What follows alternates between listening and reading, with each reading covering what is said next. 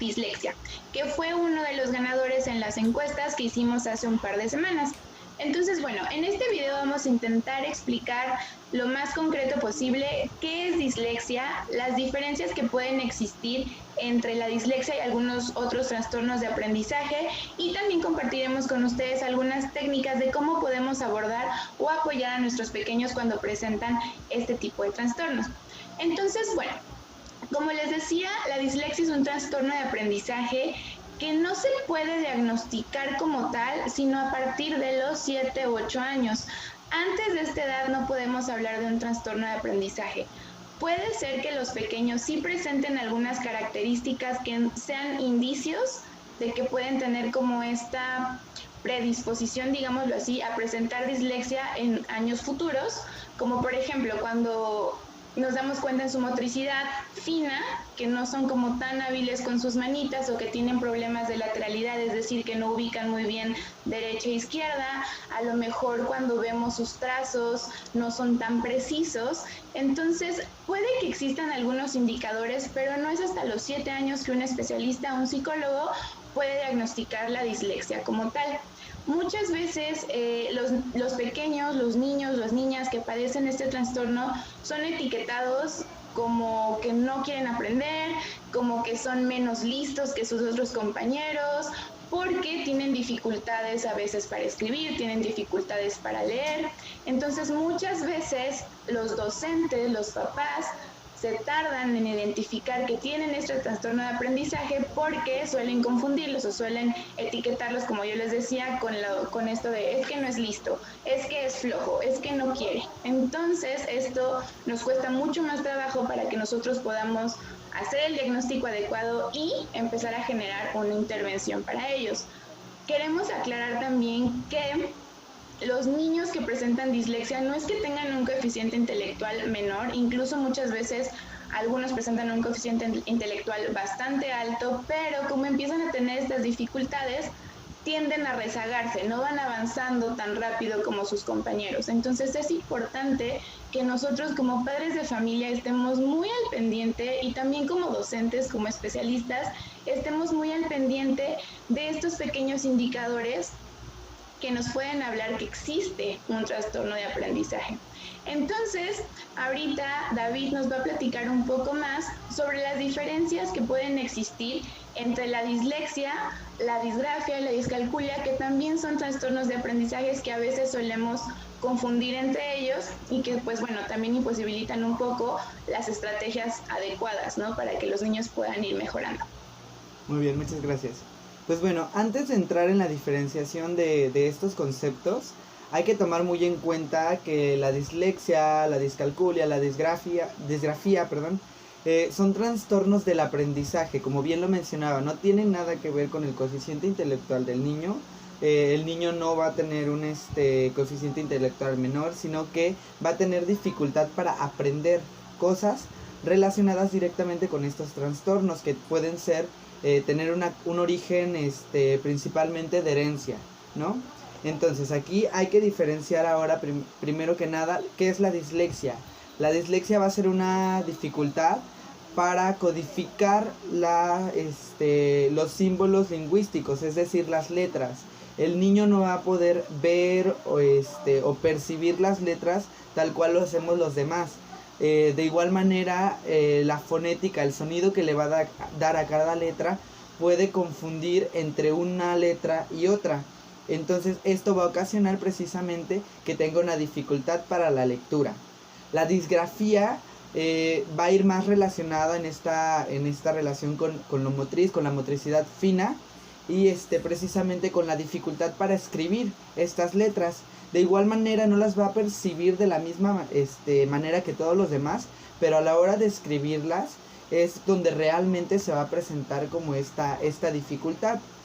Ahora, en la discalculia, el trastorno se presenta principalmente a la hora del niño percibir los números, darles un valor, precisamente también tener en cuenta la figura que tiene cada número. Entonces esta es como la característica principal de la discalculia. Y cabe mencionar que aunque normalmente los 3 trastornos se llegan a presentar en una misma persona, estos no es necesariamente que se presenten los 3 o que se presenten en la misma medida. Puede ser que el niño presente una discalculia más marcada que la dislexia o que la disgrafía, o que la dislexia sea mayor, que la dificultad para leer sea mayor, mientras que para realizar operaciones numéricas o para percibir los números no tenga tanta dificultad. Entonces hay que tener muy en cuenta que puede haber esta diferenciación y que no necesariamente significa que no tenga este trastorno, sino que a lo mejor no está tan marcado, pero sí hay que ponerle atención a cada uno de ellos y tratarlos de maneras a lo mejor sí relacionadas, pero cada uno de manera no separada, porque no se va a hacer como totalmente diferente, pero sí tomar en cuenta cada uno de ellos, ¿no? Así es. De esta misma manera también es tener presente el hecho de que, así como lo mencionaba Samantha y David, también hay formas de prevenir hasta cierto punto ese trastorno, ¿no? En el sentido de que hay ciertas actividades que debemos llevar a cabo para que nosotros podamos llevar un proceso. Nosotros habíamos compartido con ustedes un video respecto a psicomotricidad y les mencionábamos que influye de maneras diferentes en diversos aspectos. Y para esta cuestión también es una parte muy importante. Entonces, algunas técnicas, tanto de psicomotricidad fina como de psicomotricidad gruesa, son factores importantes y determinantes para el proceso de la lectura. Como lo mencionaban igual, en esta situación, al momento de presentarse esta dificultad, va a referir una complicación para otros sectores y para otras áreas. Existen técnicas en las cuales cuando nosotros comenzamos a identificar dificultades en el niño para la parte de la lectura, que es en lo que se basa este trastorno, podemos realizar, por ejemplo, algunas tarjetitas y jugar a modo de memorama. Estas palabras de 2 sílabas y que sean palabras con sonidos similares. Por ejemplo, poner peso, queso, beso y algunas otras que terminen más o menos en la misma fonética, que tengan más o menos el mismo sonido y que al momento también de la escritura sean similares. ¿Por qué? Porque existen también sus variables dentro de la cuestión de la dislexia, ¿no? No todos los niños van a tener la misma complicación, en el sentido de que hay niños que lo ven de la manera en cuanto a que cambian la letra al momento de la lectura o de la visualización del símbolo. Hay niños que solo lo hacen de manera verbal y a veces consideramos que tienen un problema porque no saben leer. Y en realidad no es que no sepan leer, es que se les complica porque no pueden entenderlo. Es como un idioma totalmente diferente para ellos. Cuando nosotros leemos en un idioma muy distinto, no sabemos ni cómo se pronuncia, ni cómo va la fonética, no sabemos qué palabras se pronuncian de cierta forma o qué extensión tienen, qué letras se pueden pronunciar y qué no, entonces va variando también. Eso es lo mismo para ellos implica la misma situación en el que a veces no logran reconocer justamente este símbolo, así como el significado fonético que tiene, a lo que nos referimos nuevamente con la parte del sonido, ¿no? Entonces, en esta cuestión también puede existir el hecho de que cambien las letras, de posición. En lugar de decir padre, digan pader o cuestiones similares, ¿no? E igual el hecho de la misma manera que sustituyan la fonética de una de las letras, que en lugar de decir perro, digan pelo, o en algunas relaciones de esa manera. Entonces, otra de las técnicas también puede ser el hecho de que nosotros plasmemos en el piso algunas palabras, lo repitamos con él, el hecho de que nosotros también podamos hablarle, podamos leerle cuentos, podamos estarlo acompañando en esta cuestión de lectura. Y una pauta que es sumamente importante es no presionar al niño en el sentido de que si ya está teniendo una complicación, primero buscar e indagar cuál es la problemática por la cual el niño está haciendo, está propiciando más bien esta complicación, qué es lo que está generando la problemática. Desde la parte genética que mencionaban, desde que en realidad no es que sea un niño que no aprenda, que sea rezagado, que sea burro, como coloquialmente lo mencionan en ocasiones, sino que está teniendo complicaciones de maneras distintas. Entonces es importante indagar en el sentido de que también si es dislexia o no, porque puede haber otras complicaciones, puede haber situaciones de ansiedad, de estrés, de angustia, etcétera, por otras razones, pero en el sentido de que nosotros, en lugar de apoyarlo, lo estemos presionando, vamos a generar mayor estrés, mayor ansiedad, mayor incertidumbre. Un niño que tiene problemas en la cuestión de la lectura, al momento de presentarse ante otros de manera pública y leer, es una complicación. Ellos se muestran temerosos, sienten cierta ansiedad, cierta angustia al momento en el que ellos estén leyendo. Entonces, es muy importante que nosotros tengamos muchísima paciencia, como en todos los puntos que les mencionamos siempre en los videos. La paciencia siempre va a ser una de las pautas importantes para que el niño pueda ir desarrollándose de mejor manera, pueda ir sacando adelante esta problemática, y sobre todo el hecho de también estar atentos a las cuestiones que ellos vayan presentando, como les mencionaba Samantha al principio, ¿no? En esta cuestión del trazo, en esta cuestión de cómo ellos van pronunciando en ocasiones las palabras, en esta cuestión de coordinación, cómo podemos irlo trabajando y tener muchísimo cuidado en los diagnósticos que nos dan, ¿no?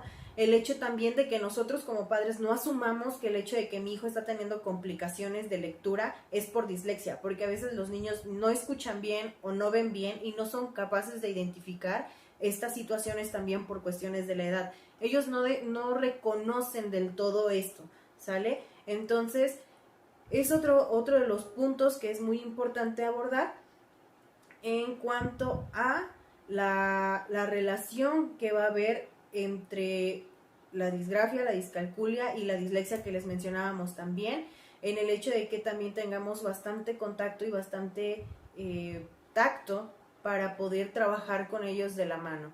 Entonces, ya a modo de conclusión y para ir cerrando un poco este tema, antes de entrar en este punto, vamos a ir compartiendo durante la semana algunas infografías, algunos videos un poquito más cortos en los cuales les vamos a ir proporcionando técnicas, proporcionando algunas estrategias y puntos claves que van a ser funcionales para ustedes en la cuestión de identificar cómo realizar, quién debe realizar un diagnóstico, cómo debo de realizarlo, cómo debo de trabajar con él, y entre algunos otros puntos que son muy importantes, porque pues como les mencionábamos también, es un tema bastante extenso, entonces pues realmente abordarlo en un solo video sería muy complicado y también cansado para ustedes que lo están viendo. Entonces, en ese sentido, concluyendo ahora sí, es importante tomar en cuenta las pautas, tomar en cuenta la edad, los antecedentes, la estimulación temprana, el hecho de que también no presionemos a los niños o forcemos a los niños a leer a edades tempranas. Todos tienen un proceso y una edad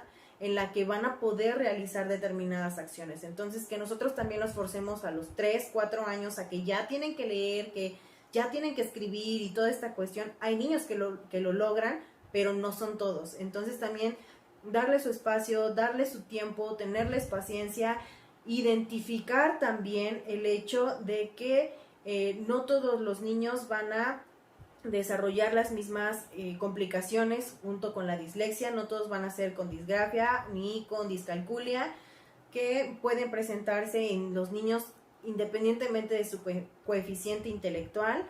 Esto no es una determinante de que el niño no tenga un coeficiente intelectual alto, y sobre todo el hecho de darles ese espacio, darles ese apoyo y brindarles cierta atención. Bueno, a mí me gustaría agregar un poco antes de terminar. Bueno, sí hay que recordar también que vamos a intentar prevenir las dificultades que va a presentar el niño, no el trastorno como tal. Y hay que recordar también que todas las técnicas que estamos compartiendo no son para ayudar a llevar este trastorno, a que la persona logre acudir a estas técnicas en el momento en el que tenga la dificultad. No necesariamente es una cura, no es como que vaya a dejar de ser disléxico o disgráfico o discalcúlico, sino que esto va a ser algo que va a llevar como por toda su vida. Simplemente que la diferencia es que va a contar con estas herramientas para que en el momento en el que se presente el trastorno, la persona pueda solucionar el problema y pues continuar con el problema que esté suscitándose en ese momento. Claro, sí, y yo creo que sí es bien importante que le perdamos el miedo a hablar sobre estos temas, le dejemos como de estigmatizar a los niños que tienen dislexia. El hecho de que tengan dislexia no significa que no vayan a poder tener una maestría, un doctorado. O sea, hay personas que llegan muy alto siempre y cuando se les den las herramientas necesarias, ¿no? Entonces, si hay un diagnóstico a una edad temprana, se pueden hacer muchísimas cosas, se pueden generar muchísimas estrategias y ojo, lo que estamos compartiendo aquí es a lo mejor para personas que ya tienen su diagnóstico o que tienen alguna duda, pero si ustedes sospechan que sus pequeños están teniendo alguna problemática de este tipo, siempre es bien importante acudir a un especialista. O sea, no dejen que esto avance y crean que de pronto se les va a quitar, ¿no? Si ustedes empiezan a notar estos foquitos rojos, a lo mejor gracias a este video, a lo mejor gracias a las infografías que compartamos, es importante que acudan a un especialista siempre que los ayude a diferenciar y sepan a partir de dónde están trabajando ustedes y de dónde pueden empezar a generar estrategias para que sus pequeños tengan una mejor educación, una mejor manera de aprender y que pues bueno, puedan seguir su vida tal como si no tuvieran como estas dificultades, ¿no? Entonces perdamos el miedo a preguntar, no pasa nada, hay muchos especialistas, hay muchas personas que pueden ayudarte y orientarlos y pues nada, esperemos que haya sido de su agrado este video. No olvides seguirnos en redes sociales, darle like al video y suscribirte al canal.